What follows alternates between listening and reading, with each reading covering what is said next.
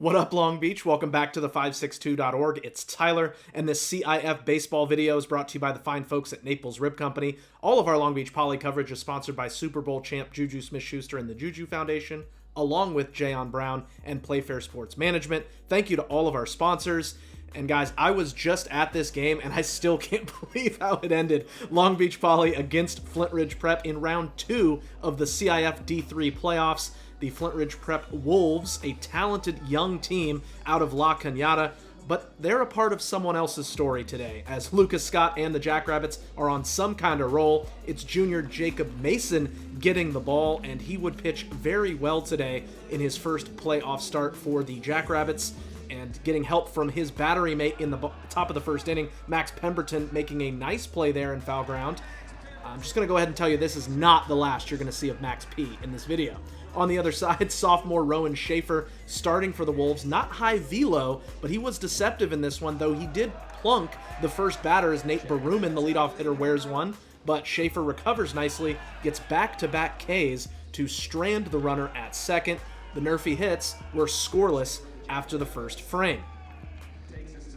Moving to the bottom of the second inning, Isaac Holder is going to single to start things off. Then a couple of ground outs are going to move him over to third with 2 outs. And scoring chances did not come easily for Poly in this game. They struggled against Schaefer.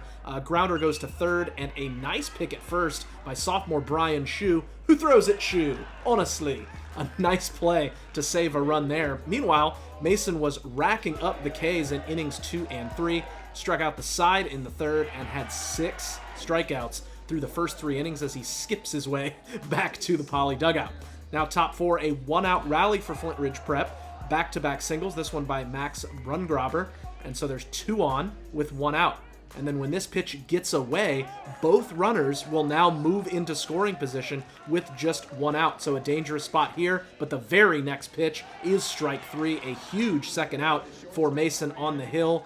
As I mentioned, his first playoff appearance. Then the next batter grounds it to Yadi Torres at third, who gets a great pick from Sebastian Bird at first. Yeah, you've got to show love to your first baseman when he picks you up like that, and Bird with a few really nice scoops today. And speaking of nice plays, got to shout out Coach Brent Lavoie. He was doing his thing over there in the third base coach's box, left the leather at home, and was leading by example. Tip of the cap, Coach. Well done.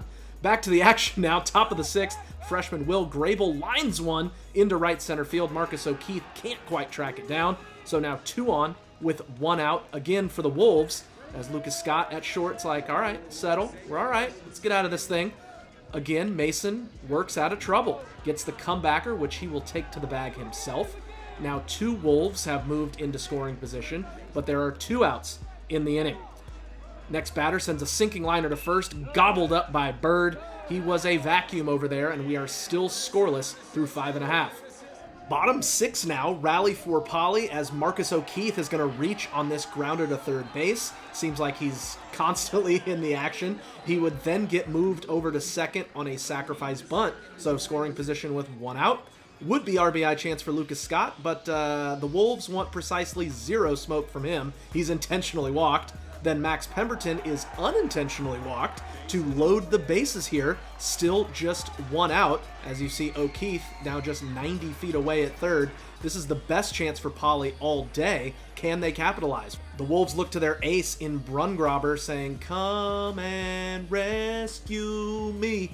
And he does just that, getting back-to-back strikeouts, looking no less, as he leaves the bases loaded. Great job in relief. Those are clutch pitches, and the senior came through. You can see he was geeked. Really, the whole team was geeked. It was getting dangerous over there, but they got out of trouble. Now, top of the 7th, Wolves with a leadoff single to start a rally, and Mason would now handle this sacrifice bunt. That's the first out, and the runner is now at second.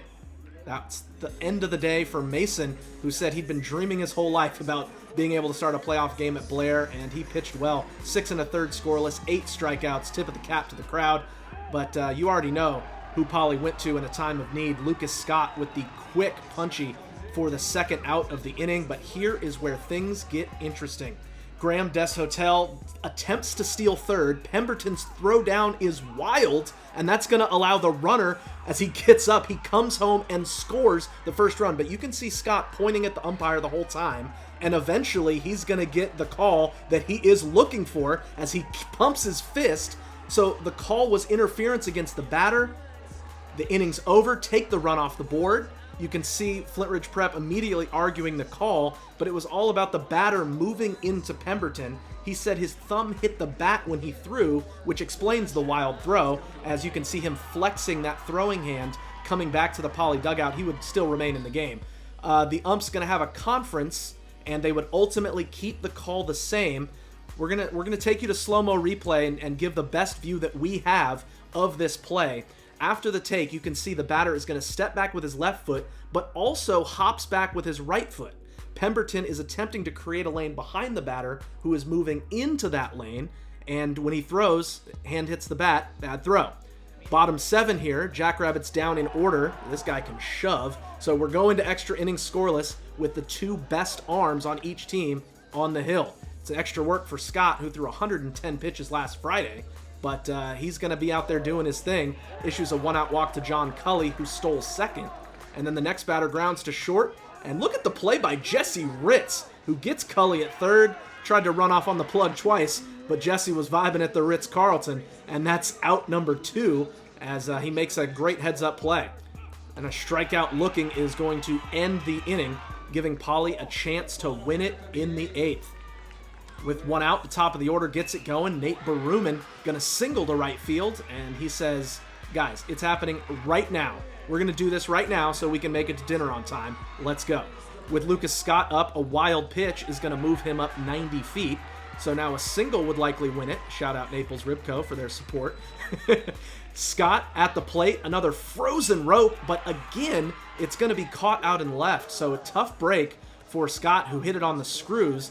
But you know what? When you've got Mr. Walkoff hitting behind you, it's all good. He gives Pemberton some love, says, take care of this for me, Max. I know you will. You know what? He was right. In a 2-strike count, it's deja vu all over again. Down the right field line, Baruman can walk home as the Jackrabbits hop off again. Unbelievable.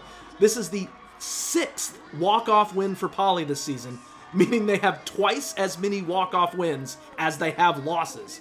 3 of those walk-offs are by Pemberton, all in the last 3 weeks. How, Sway? I don't understand.